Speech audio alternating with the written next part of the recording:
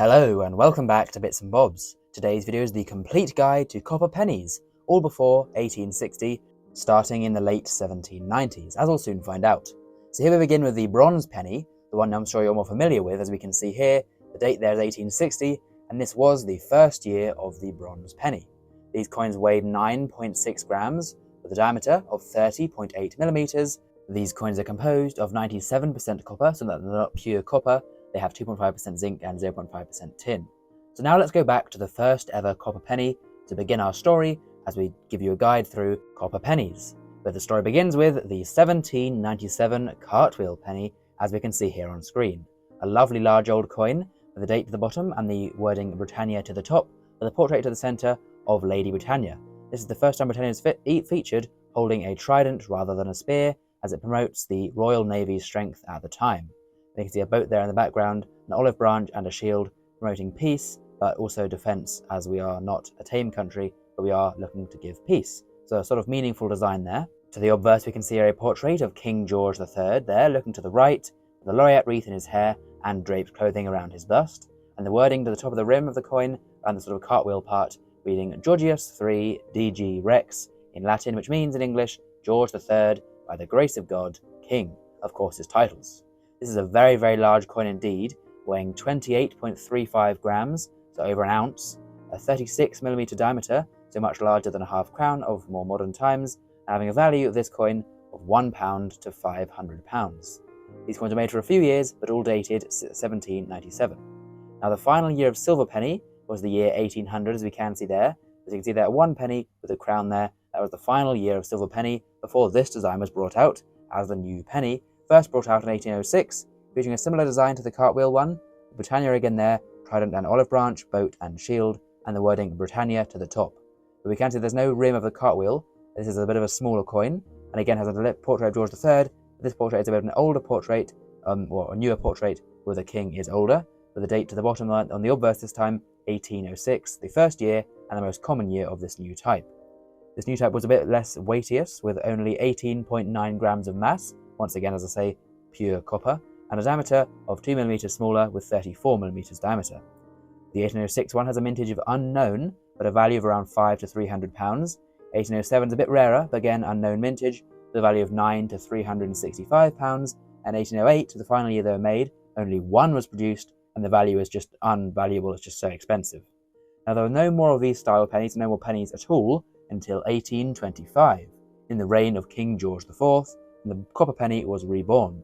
With a bit of a different design here, Britannia now faces to the right rather than to the left, with again though the trident and the shield, but no olive branch in her hand this time.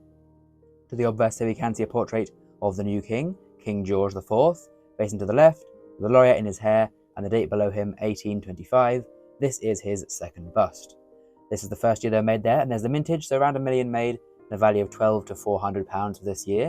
1826, around 6 million made, with a value of £6 to £200. So fairly affordable coins, but other than this one, this is the very rare one, for George IV pennies, of which only 3 years were minted. Before we move on to this. Now the same design here we can see, the same design as on George IV coins was used for the next monarch. That's right, William IV pennies again, using the same reverse design there of Britannia, but of course a new obverse design for a new monarch, designed by William Wyon. You can see the uncrowned right-facing bust of King William IV, with the date below there, 1831, the first year they were issued under the reign of King William IV. Have a look at the mintages now. We can see here a bit of a rarer one there to begin with for William IV, commanding £20 to £950. The next year they made was 1834, a little bit scarcer again, and therefore commanding a higher price on the value market. And then the final year they were made for his reign, even rarer, up to £2,000 for this one in the highest grades. So there we go. Now moving on to the next monarch, who also kept this same reverse design, and it's a good design, so why not keep it? And who is this monarch? I'm sure you all know. It was, of course, after William IV, Queen Victoria. And here we have her portrait, again by William Wyon, facing to the left, with her hair in a bun. This is known as the young head or the bun head, for obvious reasons, as her hair is in a bun. This is the first year they were made, again fairly rare, up to £700 and uncirculated, but still fairly affordable in lower grades. 1843, the next year they were made, a bit rarer still, less than £500,000, 1,500 for a good one of those. 1844, again rare, but still fairly affordable in lower grades for those looking to get one. 1845, again very rare. All of these are less than £500,000 to begin with, so they're quite rare coins, fairly high values, but in the lower grades, as we can see here, not absolutely unobtainable for the collectors looking to get a date run or specific dates. 1847, there we are, up to £700 for this one, but only £10 in a lower grade. 1848 is one of the rarer years, with the prices beginning at £20 up to £1,000. 1849, again, very rare. This one actually is rarer than its mintage suggests. Many have been lost, perhaps, as it does command a very high price. 1851, there's no 1850. Again, fairly rare, but, even uncirculated, not extremely unachievable coins if you're looking to get a high-grade one, rather than just a worn one for the lower price. Now under £10 the later ones of the 1850s, in a worn grade less than £10, as there are many, many millions of these made in the later years, as the population grew and the demand for pennies became increased, of course. Now, they didn't last much longer, as we can see here. We're getting into the 1850s. That's a very rare one, though. 1856 is very rare.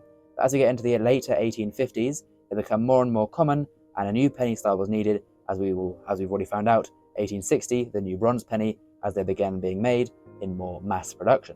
So there's the final year for circulation, 1859, £8 to £300, just over 1 million of those produced. So that was the last circulation year for the copper penny. There was one more made, though, in 1860. This is the final one made, and it was not released into circulation. The mintage is unknown. This is a very, very rare coin indeed, and it's so rare that the prices will be very high as well. The prices being £1,500 up to £6,500 for the very rare copper penny of 1860, the final year produced. So there we go. And now in 1860, as I've said, the copper recoinage came and the bronze coins were introduced. As you can see here, the first bronze one, 1860, a similar design theme, with Britannia having the trident and the shield, now the dates on the reverse, and a few other changes, of course, as well as a new portrait. And then all copper pennies were demonetized in 1869, so they had 9 years left co-circulating, and then they were finally demonetized. Now here we can see a comparison of the two sizes, the new ones we're probably more familiar with, and the older, larger copper ones, and just look at that diameter difference, and look at that thickness difference. The copper ones really are very, very large and chunky indeed, and the other ones are still quite large for just a penny. I mean, lots of people who haven't seen those older pennies would have thought that's a massive coin, but the even older copper ones are even larger, so a very, very large coin for the value of 1 penny. Now these copper pennies span the reign of 4 monarchs, George III, IV, William IV and Victoria.